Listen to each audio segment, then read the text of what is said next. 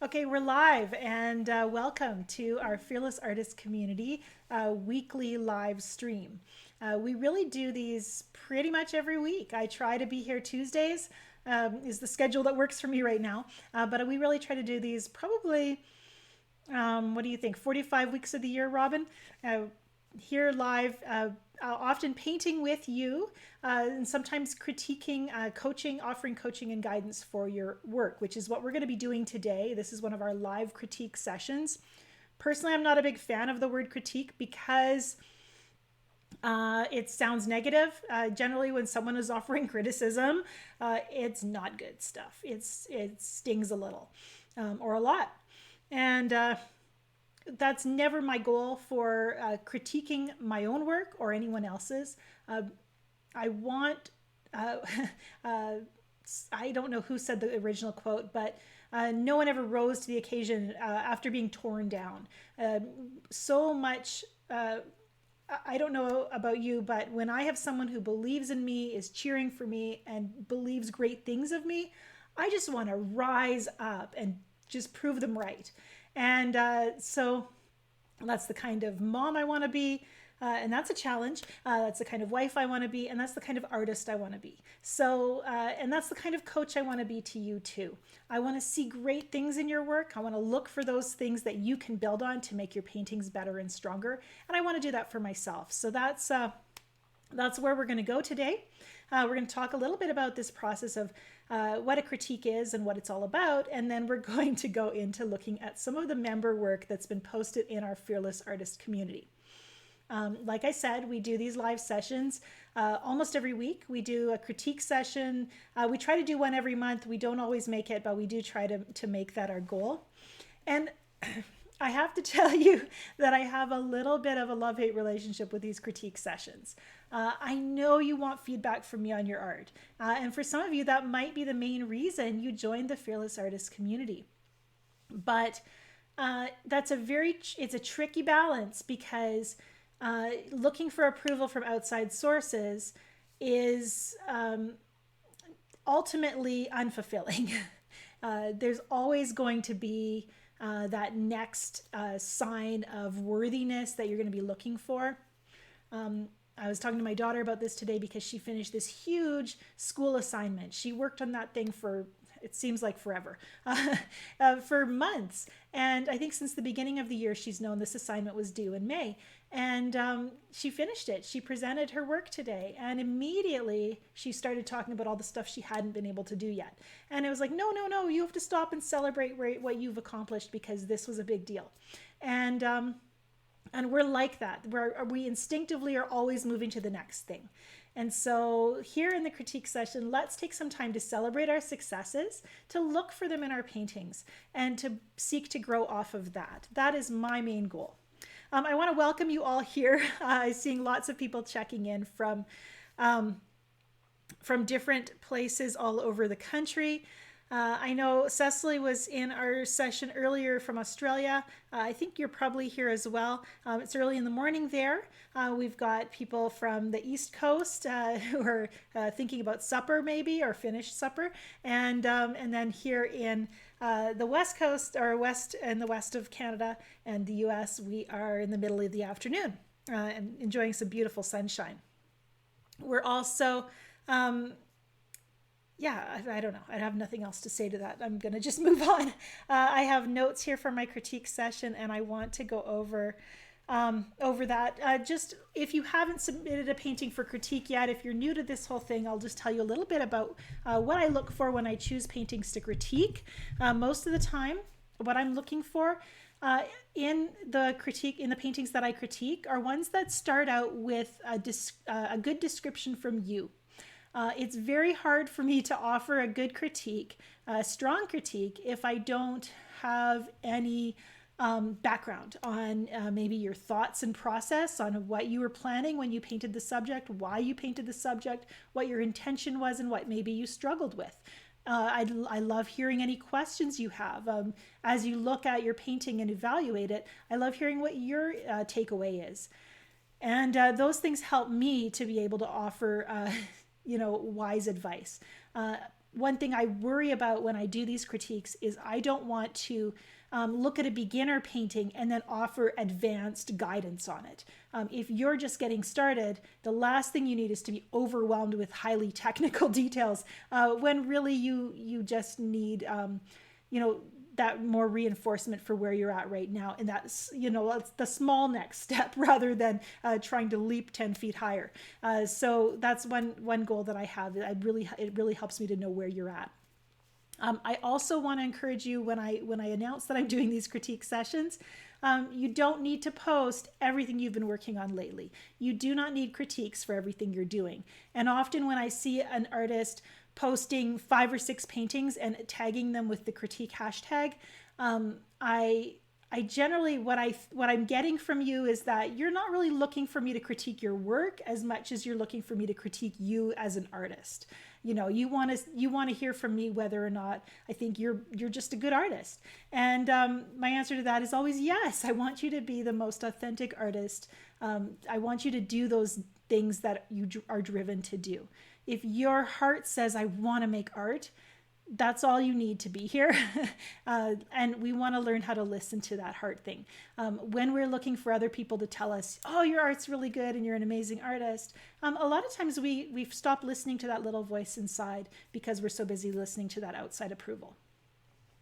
I love to see paintings where you've invested some time in planning your painting, or maybe you've been working in a series and feel like you've reached the culmination of that series, or you're stuck in trying to get to that breakthrough. I love seeing paintings that have special meaning for you, paintings that signify growth in your mind, or that you're bringing with the desire for growth. I love critiquing paintings that you're excited about, paintings that you think feel like a breakthrough, but maybe you're wondering if anyone else sees what you see. And I love to see paintings that maybe you've put a lot of time and investment into, and it's just not quite right, but you're not sure why, and you need a second pair of eyes to look at it and give you some guidance. And of course, the great thing is I see you doing that as Fearless Artist community members in the community every day. I see students posting work and offering feedback to each other, and seeing your breakthroughs happen right there in the community. You don't have to wait for this monthly session. I think one thing we look for when we post our work for critique, when we're looking for a critique from someone else, is we want to know that we're making progress. And so if you don't have the opportunity to be critiqued, and the main time that I had an opportunity to get my art critiqued by a professional artist in my community, I couldn't find a babysitter for my kids, and I got to the event and I sat there for an hour and they hadn't called my name yet, and my kids were getting antsier and antsier because they were little, they were toddlers at the time, and louder, and finally I just had to leave in shame, and it was just the worst experience because I never got my work critiqued. But I was there, I brought my kids because I was really yearning for someone to tell me that I was on the right track. That's what I really needed to hear. And I just wanted someone to be able to tell me that. And so what would I have told myself looking back, 10, 15 years ago at the me that I was then? I guess it was about 10 years ago. I would have wanted someone to tell me, and looking back, I could tell myself this. If you're painting, you're growing. I would have told myself that first of all. And then another way that you can know if you're growing, Angela, 10 years ago, Angela, is that you're not letting anything hold you back. Are you fully committed to making mistakes, to trying new things, to letting go of your ego that feels like it needs to know everything right now, and just, pushing on to that next stage of growth and willing to make ugly paintings in the process? If I'm doing those things, if you're doing those things, you're going to grow. You are on the right track. And I hope that reassures you today. I know that was what I needed to hear. That was a hard day walking out of that critique, not having gotten the guidance that I needed. I should have just spoke up and said, hey, my kids are going to start getting bratty if you don't choose me first. But anyhow, I'll know next time I have 3 toddlers at a critique session.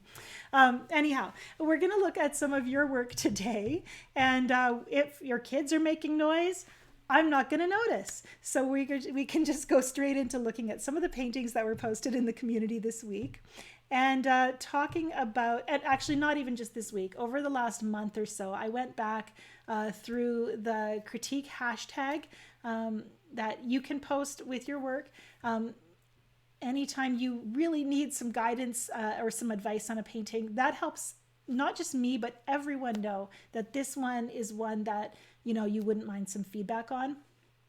And then we can offer it. We can share our insights, and you can take those insights and use them, or you can reject them entirely. It's totally your decision. And that's the great thing about a critique is, you know, it's one person's opinion.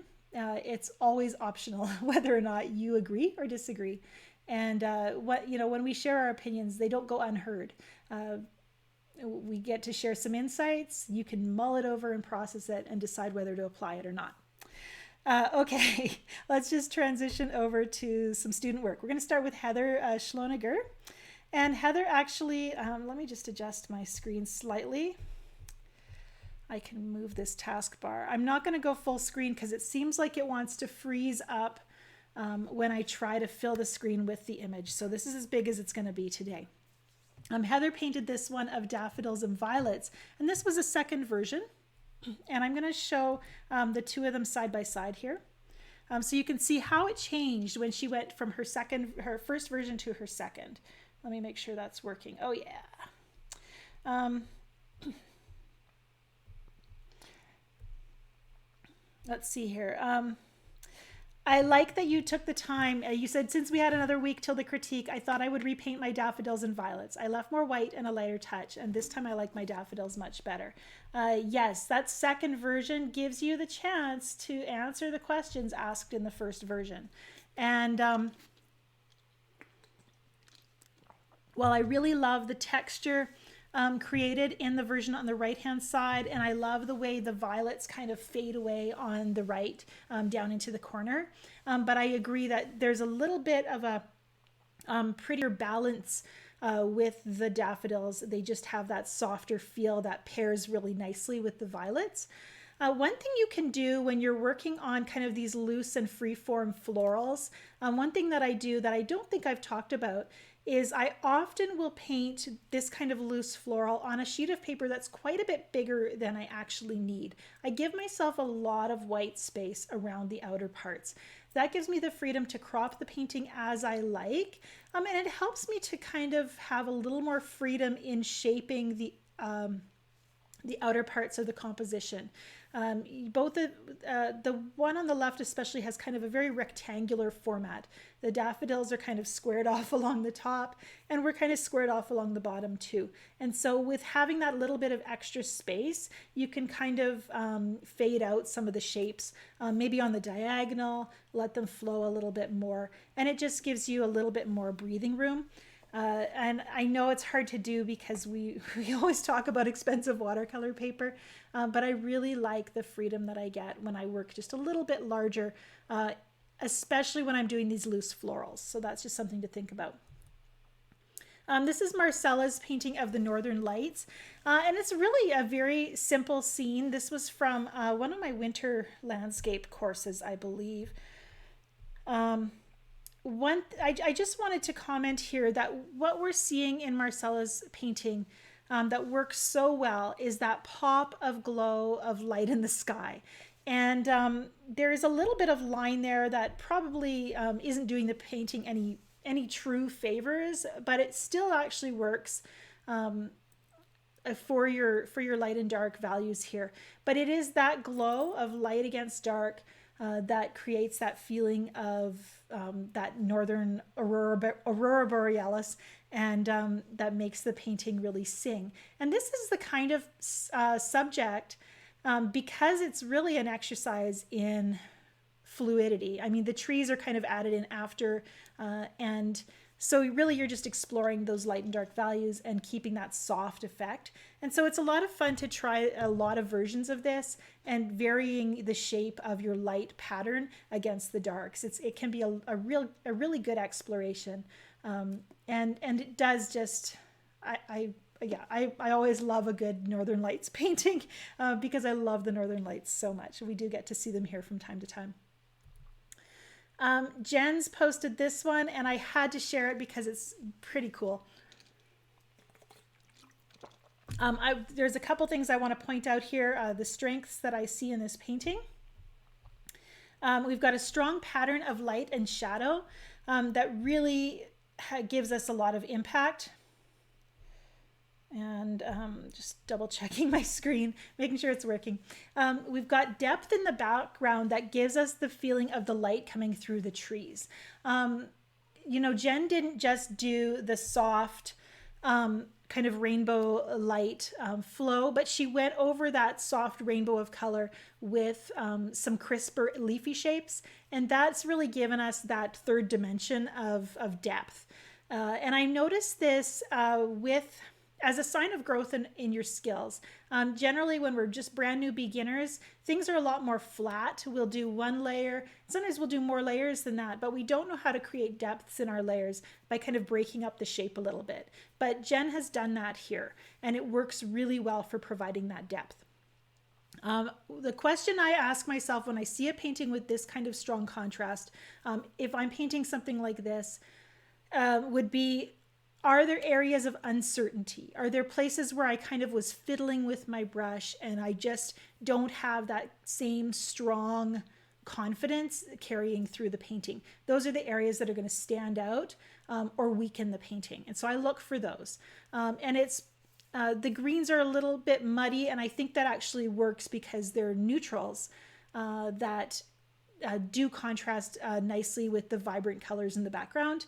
But I almost wonder if some of that green could have just been softened a little bit to flow into the scene just a bit more, and that would make those tree trunk shapes even stronger. That would maybe be the one insight I would share. Having that ability to create those strong contrasts, though, and those strong patterns of light and shadow, you can see how powerful that makes your painting. There's just this instant value punch that you get. That you see from across the room, and it draws you in closer to see the painting up close. This one's Cindy's. Cindy, this one looks familiar because it is the view from the end of my driveway. I get to see this every day, but fortunately not with snow on it like this every day. I wanted to just comment on this one. The most challenging part of this scene, well, there's two things. The real focal point, the area we want to look at, is those beautiful birch trees on the left. So it would be possible if they were moved slightly in so that you had a little bit more space on the left-hand side. That would maybe give them even more prominence in the scene rather than feeling like your eye is kind of stuck on the edge of the painting. The bushes or the trees, the massive trees on the right-hand side kind of balances that out. And yet that is a problem area in the reference photo. I've struggled with painting those trees. Everyone else does too. I've shared this as a lesson more than once. And I've struggled with that tree shape. Here, I really feel like you actually did a good job of creating a compelling shape, but it does blend a little bit with that beautiful violet distant background trees. And so I almost think as you move from, with that line of violet towards the mass of green trees, you could have lightened the value a little bit or lightened your green trees towards the top so that you have a little bit of contrast there between violet and green. They're both kind of the same value, and so they blend together a little bit. And that can feel a little bit confusing and throw the viewer off a little bit. But really, I just keep getting drawn back to those beautiful birch trees and the pretty shapes inside there and the colors that you chose. So my eye just keeps coming back to wanting more of those.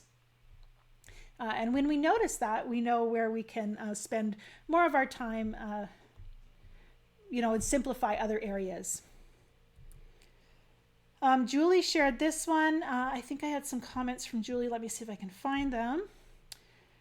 Julie says, I often only paint one layer because I get stuck. But for this one, for some reason, I kept going. I wanted to create layers in the flowers. And she asks if she should have used different color as she built up those layers. I actually really like the colors that you chose for creating those textures in the flowers. And I think probably I should be looking at this sideways because I see a vase there. And one thing you could do is just darken the shadow where the leaves kind of overhang, or the shadow that's cast by the leaves overhanging the vase, just to separate the vase from the foliage just a little bit more. But I'm really actually liking the spray of texture quite a bit. I don't like to change my colors dramatically when I'm building up layers like this. And I love that you're pushing out of your comfort zone by adding those layers and watermarks to create texture. That's a growth decision, and it's a good one. Anytime we decide to spend a little more time and do a little bit more when we would ordinarily stop, and sometimes we have to, when we would ordinarily keep going, we stop instead. That's also a good decision. So I think here, where was I going with this? I don't like changing my colors. I like changing up my values and darkening my values a little bit. If I need to, maybe you'd bring in a little bit of a pink to change your violet to a reddish violet in some areas. Maybe you'd bring in an indigo to make your violet a little darker in others. That's one thing you can do, but you use that original violet as your base color, and you might tweak the value slightly just by changing up a little bit of the color, just a small percentage of it. Okay, this one's Elizabeth's. And Elizabeth, you had a whole series here, and I don't think I only shared one of them. But there's so many great ones there. And I wasn't sure how to advise you on this. I'm just going to read Elizabeth's comments that she shared. It's actually long. Elizabeth says, I wanted to capture something of the energy of this waterfall I saw in Scotland this year. I deliberately chose this photo because it had so little color in it. As you had mentioned, that this sometimes has given you the freedom to do what you want. And then you talk about the colors you chose. Phthalo blue, quin gold, permanent rose, and burnt sienna. I was trying to give the impression of standing right beside the waterfall because I remember enjoying the sight and the sound of water cascading down. Having said that, I didn't plan very much as I was really just intending to play. And I'm not sure if these comments go with this particular waterfall or the other ones, but I really liked the fact that you continued painting this multiple times. And the softness that's created here with the water spraying up, that just creates that beautiful feeling. There's actually this gorgeous complexity of colors. That's the quin rose coming through in the upper right corner that makes that gray so beautiful. I can see it there. And then the watermarks in the rocks make them beautiful too. What I was thinking about this as I looked at the different versions you've done is that this really feels like the kind of scene, a lot like those Northern Lights, where you do multiple versions. You create that path of light and dark. And one of them, and maybe more sometimes, will turn out to have these little moments of watercolor magic that just make the painting something really special. I really like actually the composition here where we are right up close, because when you're close to a waterfall like this, you can't see the whole thing. You have to turn your head and crane your neck if you want to see the top. And a lot of times the spray obscures a lot of what's around it. And so we get that feeling of closeness because of the way this is cropped. And so I really think you're so powerfully on the right track. And this one has some really magical moments. I'm not sure where you'll take this, if you want to take it further, but what I would look for as I look at my versions and critique them is, which one gives you that feeling, which one feels right. And a lot of that is having that basic idea, the message you want to convey, which you've really done in your comments, and then just showing up and keeping that in your mind as you explore the different ways that you can depict it. And all of a sudden, at one point, the water and the paint are going to start to do this thing that gives you some really beautiful shape, gives you some of that flow. Look at that little bleed of green in the lower center of the painting. It's really gorgeous. We look for those and we allow them to happen because then we really become kind of a facilitator of the beauty of watercolor. We give the watercolor kind of the idea that we want, and then we let it do its thing. Okay, Leslie. Leslie, these are pansies painted negatively. You've got some spatter here that really creates some energy. And I never think of pansies as having that kind of energy, so I liked seeing that here. It made me look at pansies in a new way. Let's see if I have some comments to quote here. You said this was actually a commissioned piece. and you're wondering if you're missing something here, or how you're not sure how you feel about it. And I think it's wise you commented that you're walking away. Always a good always a good choice when you're not sure what to do next. My personal feeling is that what I would choose to do next is to try different crops of this scene. This is one of those paintings we were talking about having that white space around the outer edge. And Leslie's done that. She's given herself that room to kind of let the color flow out, to explore kind of fading off those pansy shapes off into the background. And so now at this point, I think I would move in closer. This is the time to say, okay, you know what makes this painting the most dynamic? And because some of those spatters, especially the ones in the upper right, they stop short of touching the edge of the paper, that kind of puts a visual stop sign up. Your eye just goes to that particular splatter especially and rests there. So I think I would crop right so that those splatters actually are going off the edge of the paper. And then if I'm cropping that much off the top right corner, I might decide to crop almost an equal amount so that the pansies can stay basically centered on the page. Okay, Jacqueline has been working on this subject, and beautiful colors here, Jacqueline. Let me just take a look at your questions here.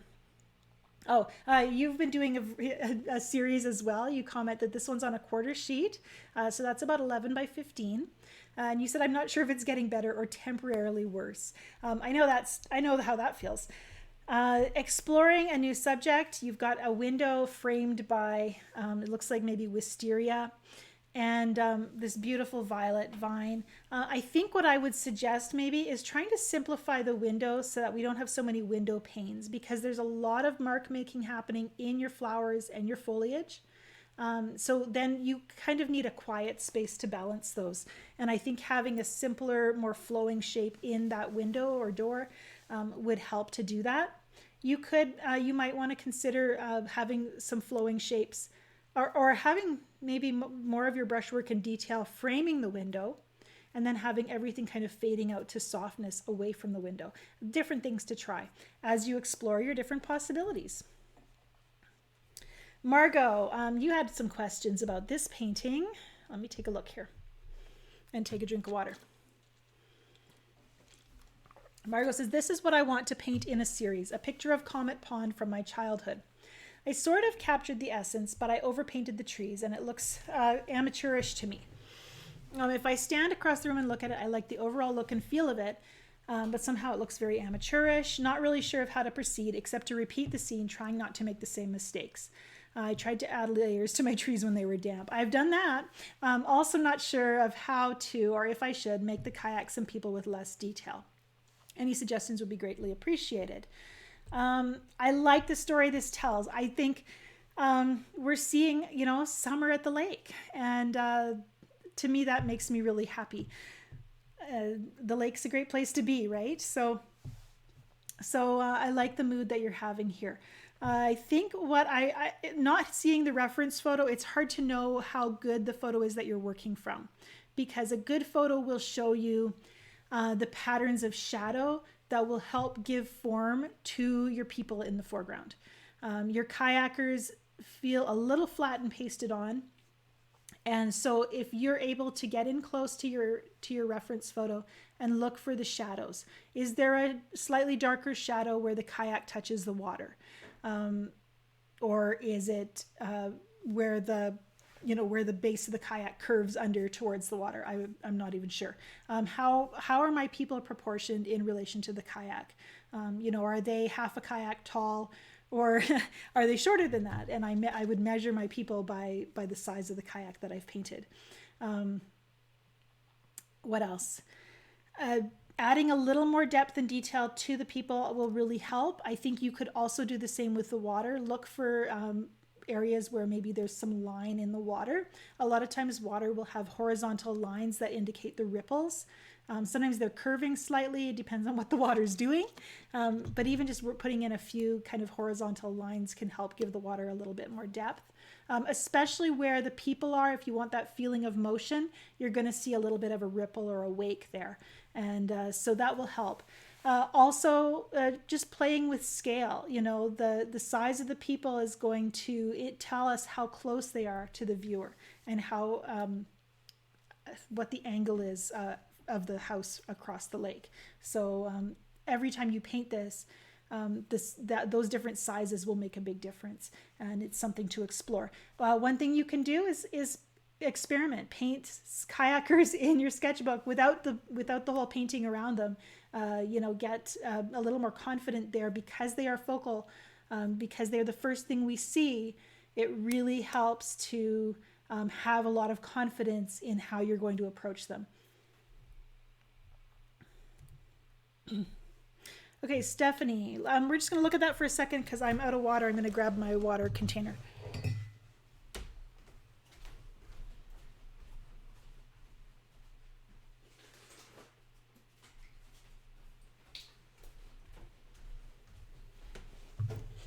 I thought 1 cup would be enough. Okay, Stephanie, let's take a look at your comments here. Stephanie says the underpainting and then maybe the finished version. I'm finding out that I'm frustrated with the perspective of the reference photo, so I think I'm done with this for now. And I haven't seen the reference photo, so I can only comment on the image itself. You're looking down on the water from what I can see, and actually that's a really great perspective because often we paint everything from eye level, where we're standing on the land and looking out toward the horizon. And so in a painting like this, we don't have any horizon at all. I do feel like some of these trees maybe could be optional. I feel like having that tree in the lower left distracts me from looking into the water and at that distant rock with more depth. And the other thing I'm wondering about is it might be possible that you would enjoy painting this scene more if you zoomed in more, if you had a lot less of the landscape and you really focused on just the contrast between the water and where it touches the rocks and the cliffs. Getting in closer will give you a feeling of maybe that movement of the water in that little bay, and it'll just create that strength because you've got a path, you've got water, you've got trees and rocks, you've got 4 things that you really felt like you needed to put into the painting. So what if you found a way to make it about 2 things? Just the water, the pattern of the water coming into the bay and crashing against the rocks. It would be something to explore. Again, if you're frustrated with the perspective, move on to something else. You're totally allowed. Martia, let me take a look here at your comments. You said, I'm working on simplifying and being expressive. Where I live, we experience a lot of summer storms with the wind blowing the grass and the savanna plains in all directions. I think you're in South Africa, aren't you, Marcia? You said, I was inspired by Adrian Homersham when trying to depict the grass and the wind. The sky might need a bit more drama, but I didn't want to spoil it as I usually do. Truthfully, I don't have a lot to critique here because the simplicity of this is really beautiful. This painting has become about one thing. It's sky and grass. It's the wind in the grass. Yeah, it's the wind in the grass. Even the sky gives us that feeling of wind. And so, I get that feeling. We see the texture in the grass. And I think the only thing I would suggest is just looking for, I really like the areas where the grasses have kind of bled into the sky a bit. And I would have loved to see your blue sky come right down on the left side as the way it does then on the right. I think that would connect all the elements right across the painting. It's really pretty. This is something that it's funny because it can happen in just a few minutes, a painting like this. And Marty's over there going, no, I spent hours on it. But, something like this, it really can happen in just a moment or two. And it can have such a beautiful mood and feeling. And then often we feel this sense that because we didn't put a lot of time into it, it's not as worthy or we must have done something wrong because, it looks great and I feel really good about it, but I only spent a few minutes on it. But it's all of the times when we couldn't get into that headspace of freedom, that to relax and to find our creative zone. It's all of the times when painting felt like work, that lead up to something like this where you get that little bit of watercolor magic. And it just took a few minutes. So, we get to show up and do those explorations. And a lot of the time it'll just be like, yeah, it's kind of working, but it's not really. And then other times it'll be like, whoa, that really feels special, even though it's simple. It feels truthful. This one's Marla's. Marla, I like the format here so much, and I like the crisp edges and the way they lead my eye through the painting. I like the color pattern. There's a lot that's really pretty here. Because you went a little darker in the top right corner, we have a point of interest. We don't have the yellow clusters of flowers competing with each other so much because one has been emphasized. And so I think that works really beautifully. And this is Shelley's, I think this is our last one for today. Shelley's Lenten Roses. And it's just so pretty and delicate, Shelley, even though you've worked with some strong darks here. And I know that's a challenge. When you're working with strong darks and wanting to keep that delicacy, that can be really hard to do. And so you've done a beautiful job of that. My eye, I really could just totally ignore the flower on the left because my eye just keeps going back to the ones on the right, that beautiful cluster of flowers. And I don't know, I'm trying to think if there's a way to kind of bring that little left-hand lonely flower into the fold and make it united. You could maybe draw some of those darkest darks, pop a little bit down under that left flower. But at the end of the day, I think you could probably just crop it slightly so that the balance goes right to the flowers on the right. And because they're just shaped really beautifully. They've got a really nice clustered shape, and they were totally working.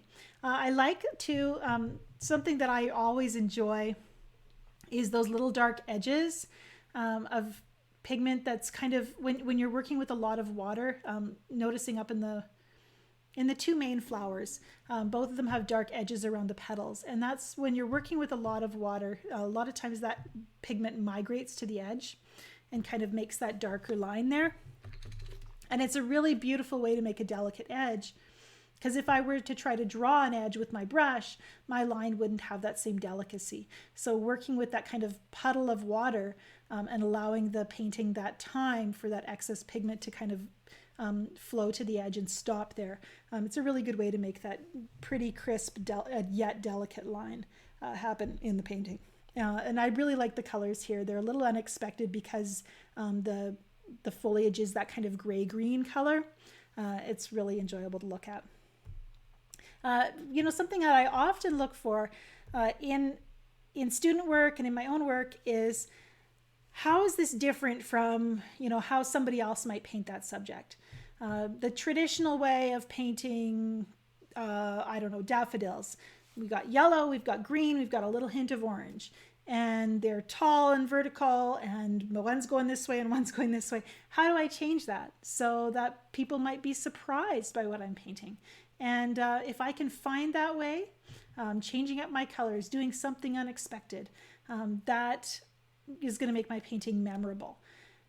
Using those traditional colors will make my painting, or traditional shapes will make my painting accurate, but it's not going to stand out and be unique. Every painting's unique, and that's an amazing thing to think. Every painting has never existed before today. But how do I make my painting memorable? How do I make it have some kind of little edge that people will notice and remember? And in that exploration, I can find some really exciting possibilities, and maybe be a little bit free from doing what the expected thing is, because I don't want to be I don't want to be typical, I guess, if that makes sense. yeah, just taking a look at your comments here. We're gonna wrap up as I'm starting to feel that tickle in my throat come back again. But as we wrap up, I'm happy to answer a few questions if you have a few. I see there's lots of conversation about water. I've been thinking about that actually.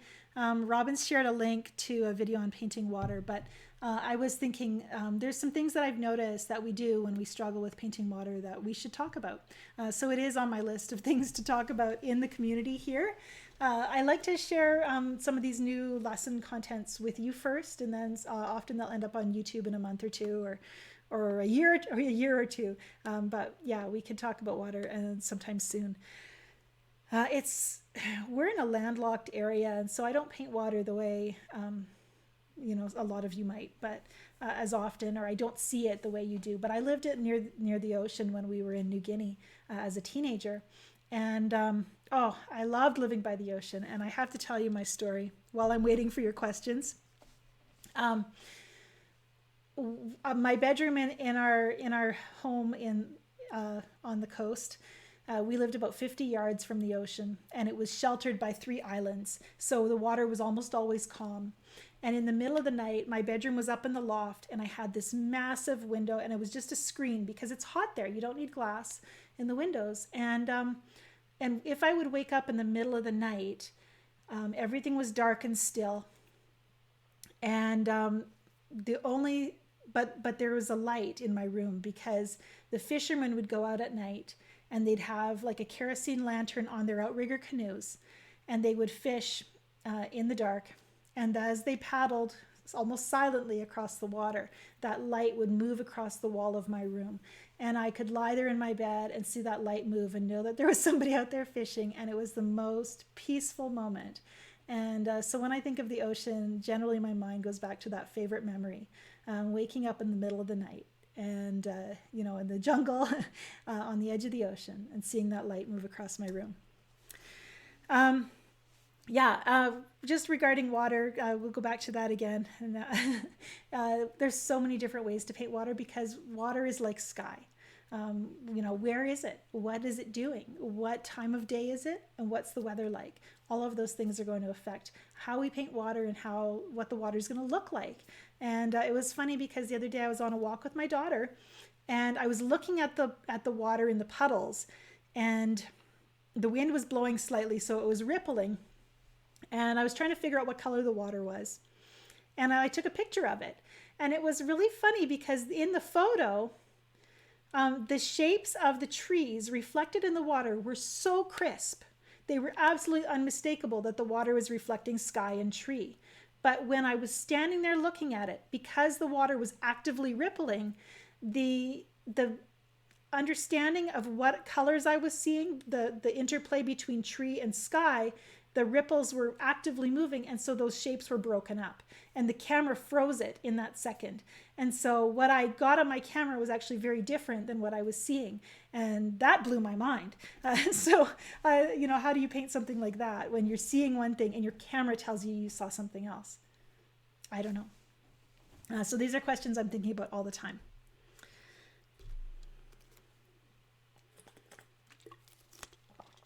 Okay. Raisha asks, what are some things you might think about when you create a painting series? Colors and subject, maybe. I want to create an abstract series, so it seems a bit tricky. I would try, if you're making a series, and especially if it's an abstract, there's so many ways you could do it. You could work from color, but I would almost encourage you to think about maybe you're going to, you could do color and then just change up your compositions. But maybe what you'd rather do is paint an abstract you really like and use it as a prompt for the next one. Say, okay, I'm going to take the one thing I really love about this and I'm going to apply it to the next one. And then for the next one, I'm going to apply something from the other. And generally the colors we use, I feel like they're linked because we tend to be a little bit, set in our ways. It's not the right word, but we tend to be a little bit predictable in the colors we choose. Even if we're adding in new colors, there's still some similar foundational colors there. And our brush strokes and the way we move our brush is always going to be the same. It's going to still be from our hand, so we can only change it to a certain degree. So you can feel free when you're painting an abstract series not to be too committed to any one theme, but to trust that when you get all your whole body of work together, it will look similar. Karen says, I find that I sometimes have too strong areas of focus in my effort to complete a scene. Should I give up one or make one more dominant? Great question. What I think we do that I think, this is my own opinion, but sometimes I think we make a mistake when we talk about focal point, because it makes us think that our painting needs to be about one thing. It makes us think that our painting needs to be about one object. And our paintings aren't really about objects. They're about, because what brings the eye through the painting are the contrasts in the painting. Our eye is automatically going to go to the area of greatest contrast. One exception to that might be that our eye automatically goes to any human figures in a scene, usually first as well. We're narcissists, I don't know. But generally our eye doesn't go to a thing as much as it goes to a pattern. And so really when we talk about focal point or point of interest, we should be looking for patterns.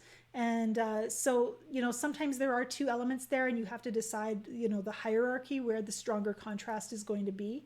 Because sometimes there's a lot of elements in your painting. So rather than thinking about those individual objects, think about that pattern of contrast. And that's where we use value studies to help us kind of abstract the subject. NOTANs, which are even more simplified than a value study, those are things that can really help us break it down. So we're detaching from that feeling of painting the objects and looking for those patterns instead.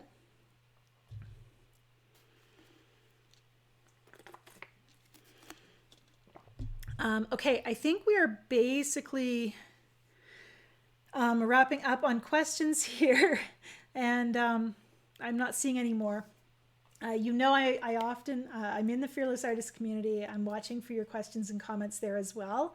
So do, if there's anything I missed, or if after we wrap up you think of a great question you would have loved to ask, you know where you can ask it, in the Fearless Artist community.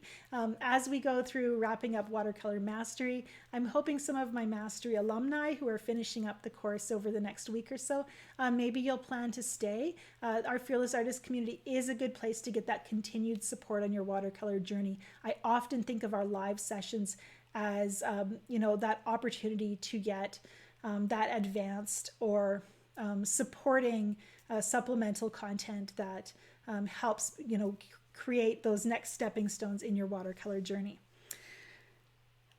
Yeah, thank you for being here today. With my tickly throat and my hay fever, I'm just a hot mess, but I know that doesn't matter. We're here because we love watercolor, and we would do it, we do it in our pajamas. We do it on bad hair days. We paint because we love it, because our heart says paint. And I'm just thankful for that. I'm thankful that I get to share it with you. Though at the end of the day, we're here because we love this beautiful medium. And, something in us says paint, and we must paint. And that's what makes an artist. So thanks for being here today. And I'll see you soon in the Fearless Artist community. Bye for now.